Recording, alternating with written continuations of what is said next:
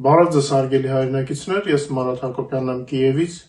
Այսօր Ուկրաինա Ռուսաստանի լայնածավալ ներխուժման 1410-րդ օրն է։ Առավոտը բացվեց լուրով, որ Ամերիկան գերեվարել է Մադուրոին եւ նրան դուրս բերել Վենեսուելայից։ Աշխարհի լրատվականները տարածեցին լուր, որ 26 թվականի հունվարի 3-ի գիշերը ամերիկյան բանակը հարվածներ է հասցրել Վենեսուելայի մայրաքաղաք Կարակասի ռազմական օբյեկտներին, իսկ Bloomberg-ը գրում է, որ ամերիկացի զինծառայողները 26 թվականի հունվարի 3-ին հատուկ գործողության արդյունքում գերեվարել են դիկտատոր Նիկոլաս Մադուրոին եւ արդեն դուրս են բերել նրան Վենեսուելայից։ Այս մասին արդեն հայտարարեց ԱՄՆ նախագահ Դոնալդ Թրամփը իր սոցիալական ցանցում գրառումով։ ԱՄՆ պետքարտուղար Ռուբիոն հայտարարեց, որ Մադուրոն ձերբակալվել է ամերիկացի զինվորականների կողմից Ամերիկայում նրան քրեական մեղադրանքներ ներկայացնելու համար։ Ռազմական գործողությունը, որին մենք ականատես եղանք այսօր, ձեռնարկվել էր ձերբակալման հրամանագիր իրականացնողների պաշտպանության եւ անվտանգության համար, ասել է Ռուբիոն։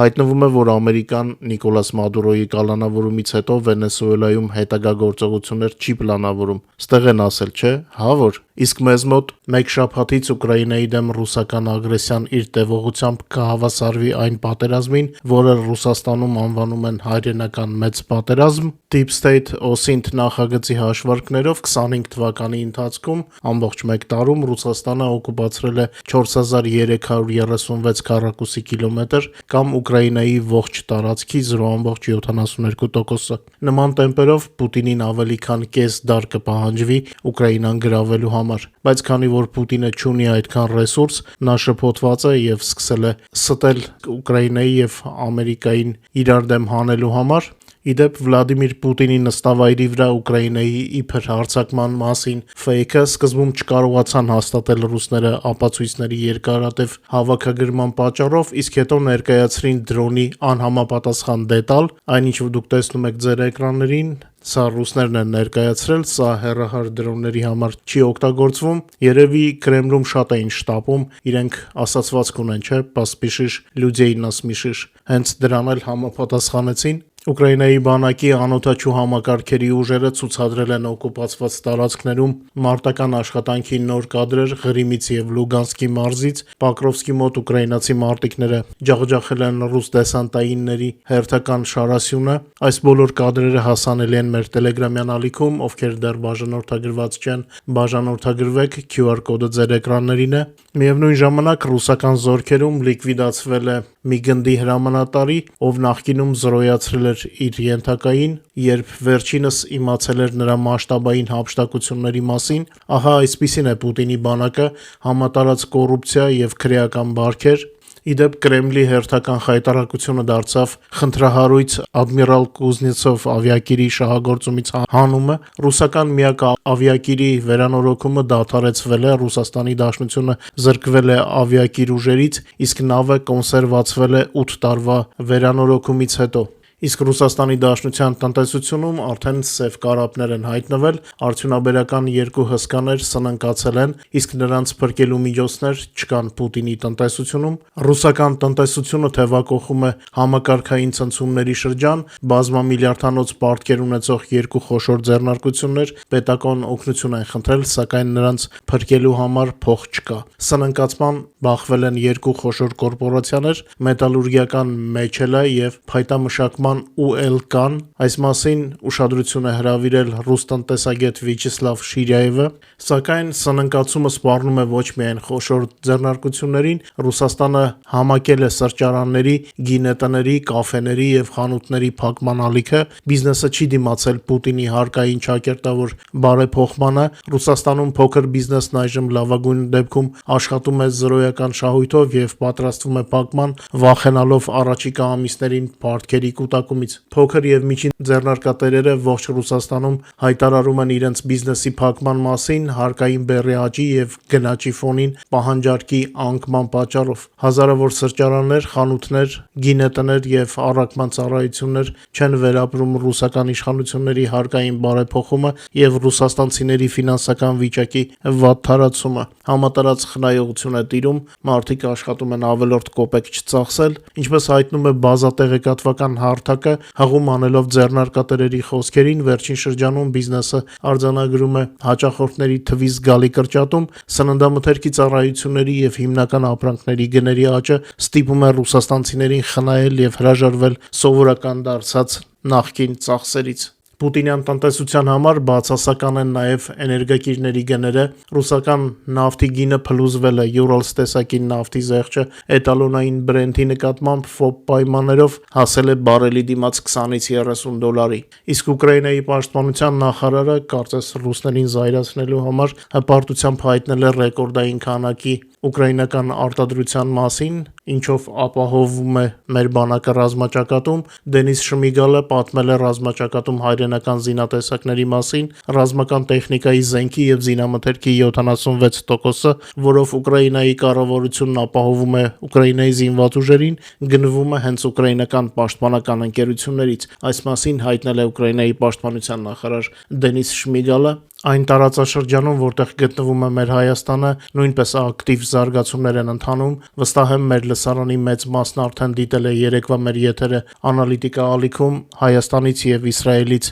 հյուրերի հետ։ Մինչ Իրանը համակված է անկարգություններով, Էրդողանը պատմել է Զելենսկու եւ Պուտինի հետ շփումների մասին եւ հայտարարել Թրամփի հետ Ուկրաինայի վերաբերյալ սպասվող զրույցի մասին, Անկարան շարունակում է իրեն դիրքավորել որպես Ուկրաինայի դեմ Ռուսաստանի պատերազմի կարգավորման հնարավոր միջնորդ, ակտիվացնելով շփումը բոլոր կողմերի հետ, երևի թե սա միջոց է որպես ընկալվում, որպիսի նոր պատժամիջոցներ չլինեն Թուրքիայի հանդեպ։ Օրերս ձեզ ներկայացրեցի եվրոպական տրամադրությունները այդ երկրի հանդեպ, ով օգնում է ռուսական ստվերային նավատորմին սպառել ռուսական նավթը։ Տեղեկությունները շատ են, բայց շաբաթ օրով չեմ ուզի շատ ծանրաբեռնել ձեզ, միայն ամենագլխավորը կտեղեկացնեմ, մինչ մեր հաղորդման մյուս թեմաներին եւ առաջնագծի լուրերին անցնելը խնդրում եմ օգտագործել YouTube-ի գործիքները մեր եթերի առաջխաղացմանը խթանելու համար, խնդրում եմ լայքեք եւ եթե հնարավոր է կիսվեք մեր հեռարձակմամբ սոցիալական ցանցերում, չեմ օգնի կրկնել, որ հենց դուք եք որոշում,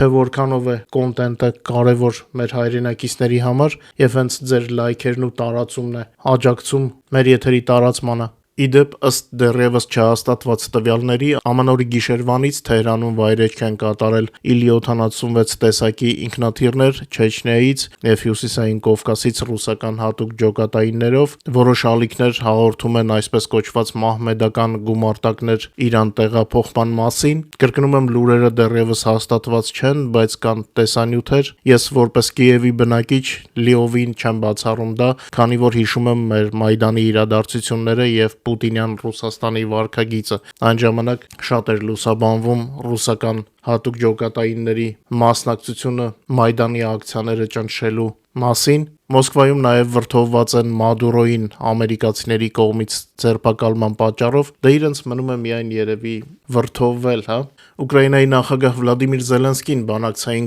գործընթացի ֆոնին արձանագրել է ռուսական հարձակումների ինտենսիվության աճը։ Ուկրաինայի առաջնորդը գլխավոր հրամանատարի շտաբի նիստից հետո հայտնել է, որ վերջին շաբաթների ընթացքում Ռուսաստանը զգալիորեն մեծացրել է հարձակումների ինտենսիվությունը, ինչը անմիջապես անդրադարձել է նաև Պուտինյան բանակի անձնակազմի կորուստների աճի վրա։ Զելենսկին ընդգծել է, որ Ուկրաինան ուշադիր հետևում է իրավիճակին եւ համապատասխան հետևություններ անում շարունակվող խաղաղ բանակցությունների փորձերի ֆոնին, եթե Մոսկվան բանակցություններին իրական մասնակցության փոխարեն շարունակում է խաղադրույք կատարել պատերազմի ձգձգման վրա, Կիևը կպատասխանի նույնքան հետևողական եւ խիստ, ասել է Ուկրաինայի նախագահը։ Իր հերթին ԱՄՆ պետդեպարտամենտը կրկին կոչ է արել Ամերիկայի քաղաքացիներին անհապաղ լքել Ռուսաստանը եւ ձեռնպահ մնալ Ռուսաստան մեկնելուց։ Այս մասին հայտնում է Fox News-ը հղում անելով պաշտոնական նախազգուշացմանը։ Գերատեսչությունում ընդգծում են, որ Ռուսաստանում ամերիկյան քաղաքացիների համար պահպանվում է ռիսկերի բարձր մակարդակ, հիմնական սպառնալիքների թվում են ապօրինի ձերբակալություններն ու հարցաքննությունները, ինչպես նաեւ տեղական օրենքների կամայական կիրառումը։ Պետդեպում նշում են, որ ամերիկացիները կարող են բախվել իրավիճակների, երբ ռուսական օրենքներն օգտագործվում են ընտրողաբար կամ քաղաքական նպատակներով, առանձնակի նշվում է ահաբեկչական սպառնալիքների վտանգի եւ հյուպատոսական օգնության խիստ սահմանափակ հասանելիության մասին։ Երկրների միջև հարաբերությունների վատ տարածման պատճառով արտակարգ իրավիճակներում դիվանագիտական աջակցության հնարավորությունները մնում են նվազագույն, նշում է ՊԵՏԴՊ, ռիսկի եւս մեկ գործոն է անվանվել Ռուսաստանի պատերազմն ընդդեմ Ուկրաինայի։ Պետդեպարտամենտում կարծում են, որ մարտական գործողությունների սրումը եւ Ռուսաստանի ներսում արկա ներքին լարվածությունը կարող են ուղղակիորեն ազդել օտարերկրացիների անվտանգության վրա։ Հետաքրքիր է, ինչ են ակնարկում, չէ՞, ամերիկացիները։ ԱՄՆ քաղաքացիների համար նախազգուշացումը գործում է արդեն տևական ժամանակ, սակայն իշխանությունները հարկ են համարել նորից հիշեցնել դրա մասին։ Ամերիկացիներին խորհուրդ է տրվում չպլանավորել ուղևորություններ դեպի Ռուսաստան, իսկ նրանց, ովքեր արդեն գտնվում են երկրի տարածքում, հնարավորինս շուտ լքել Ռուսաստանը, օգտագործելով հասանելի բոլոր երթուղիները։ Պուտինյան բանակը նոր տարում ոչ մի կերպ չի փոխել իր մարտավարությունը, երբ ճակատում չկան ձեռքբերումներ, ակտիվորեն կիրառվում են հարվածներ ուկրաինական քաղաքացիական օբյեկտների եւ մերձճակատային ու ոչ միայն մերձճակատային բնակավայրերի խաղաղ բնակիչների ուղղությամբ։ Երեք օրինակ 2 բալիստիկ հրթիռով հարձակման է ենթարկվել Խարկովի բնակելի 5 հարկանի շենքերից մեկը, զոհվել են առնվազն 2 մարդ։ Մեր եթերի պատրաստման պահի դրությամբ մոտ 30-ը վիրավորվել են, զոհերի թվում կան երեխաներ, ցավոք սրտի, եւս 5 հոգու դեռ որոնում են։ Ամենայն հավանականությամբ զոհերի թիվը կաճի։ Միևնույն ժամանակ ուկրաինական հարվածային դրոնները շարունակում են մարտական աշխատանքը։ Նախորդ գիշեր Սամարայի մարզում հարվածի տակ էին հայտնվել միանգամից 2 նավթավերամշակման գործարան։ Մարտական աշխատանքը անցած օրերին ակտիվ շարունակվել է նաև օկուպացված տարածքներում։ Դեկտեմբերի 31-ի գիշերը, բացի այն թիրախների խոցումից, որոնց մասին ձեզ հայտնեցի հունվարի 1-ի եթերում, հարվածներ են հասցվել նաև Ռուսաստանի էներգետիկ թիկունքի առանցքային օբյեկտներին։ Շարունակվում է ռուսական էներգետիկ եւ լոգիստիկի ենթակառուցվածքների թուլացմանն ուղղված արշավը։ Ամանորի գիշերվանից հաջող հարվածներ են հասցվել Ռուսաստանի տարածքում, մասնավորապես Կրասնոդարի երկրամասի Վալնա ավանի մոտակայքում գտնվող Տաման նեֆտեգազ տերմինալին։ Նույն գիշեր Ուկրաինայի հատուկ գործողությունների ուժերը նաև ոչնչացրել են ռուսական բանակի զինամթերքի պահեստները Դոնեցկի մարզի ժամանակավորապես օկուպացված տարածքում։ Հրամանատարության տվյալներով Բլիժնեի գյուղում հարվածային դրոններով խոցվել է ռուսական Վոստոկ զորախմբի ստորաբաժանումների ապահովման լոգիստիկ հանգույցը։ Սեյեցել գյուղում ոչնչացվել է ռուսական 2-րդ համազորային բանակի 30-րդ առանձին մոտոհրաձգային բրիգադի զինամթերքի եւ նյութատեխնիկական ապահովման պահեստը։ Ուկրաինացի զինվորականները ընդգծում են, որ Ռուսաստանի հարձակողական ներուժը կանգնեցնելուն ուղղված գործողությունները շարունակվում են։ Ուկրաինայի զինուժի գլխավոր շտաբում պատմել են նաև Կրասնոդարի երկրամասի Տուապսեի նավթավերամշակման գործարանի խոցման մասին, արձանագրվել է դրոնների հարված ձեռնարկության տարածքին, ինչից հետո օբյեկտում հրդեհ է բռնկվել։ Հարձակման ենթարկված գործարանը մտնում է Ռուսաստանի 10 խոշորագույն նավթավերամշակող ձեռնարկությունների շարք։ Գործարանը ագրեսոր երկրի էներգետիկ թիկունքի մի մասն է, այն մասնավորապես ներգրավված է ռուսական օկուպացիոն զորքերի մատակարարման մեջ։ Բացի այդ, հաղորդվել էր, որ ուկրաինացի պաշտպանները խոցել են Յարոսլավլի մարզի Տեմփ Ռոսրեզերվի նավթաբազան, ինչպես նաև գետային կացիրների բազան ժամանակավորապես օկուպացված Ղրիմի Օլենևկայի մոտակայքում։ Ուկրաինայի գլխավոր շտաբի տվյալներով նոր տարվա առաջին 2 օրվա ընթացքում ռազմաճակատում տեղի է ունեցել 214 մարտական բախում։ Պուտինյան բանակը հունվարի 1-ին եւ 2-ին կորցրել է եւս 1660 զինվոր եւ 1485 միավոր տեխնիկա եւ սպառազինություն։ Ուկրաինա լայնամասշտաբ ներխուժման սկզբից ի վեր ռուսական բանակի ընդհանուր կորուստները գլխավոր շտաբը Ուկրաինայի գնահատում է արդեն 1,210,630 օկուպանտ։ Մեկը լիներ Պուտինին հարցներ, չէ՞, ինչի համար են զոհվել այս մարդիկ։ Դե պարզ է, շատերը փողի համար էին գնում ռազմաճակատ, բայց այնուամենայնիվ այս ամենի իմաստը ո՞րն էր։ Ինձ թվում է այս հարցի պատասխանը չկար նախորդ տարիներին եւ դժվար թե լինի հիմա։ Սա պայմանավորված է միայն նեոիմպերիալիստական մղումներով, Կրեմլի Նոր տարվա տոների նշման օրերին կփորձեմ ձեզ միայն կարևոր նորություններ հայտնել, այսքանով ավարտեմ այսօրվա եթերը, ձեզ լավ տոնական օրեր, իսկ քաղաքական գործիչները պետք է հիշեն, որ հանգստյան օրեր չկան, օրինակ նախագահ Զելենսկին բացի ռազմաճակատին հետևելուց եւ դաշնակիցների հետ հանդիպելուց, նաեւ 3 կադրային փոփոխություններ է արել, նախկին գլխավոր հետախուզության ղեկավար Կիրիլ Բուդանովը դարձավ նախագահի գրասենյակի ղեկավար, իսկ նրա տեղը զբաղեցրեց արդեն նախկին արտաքին հետախուզության ղեկավարը, դե պատկերացնում եք Ռուսաստանում շոկի աստիճանը, հա, Բուդանովի հանդեպ ռուսները հատուկ ճակերտավոր սերուն են, հա, այս լավ տրամադրությամբ էլ հրաժեշտ եմ այսօր, մինչ նոր հանդիպում, անփորձանք եղեք, հիշեցնեմ, որ բոլոր լուրերը մեր տելեգրամյան ալիքում են օրը 24 ժամ, բարով մնաք։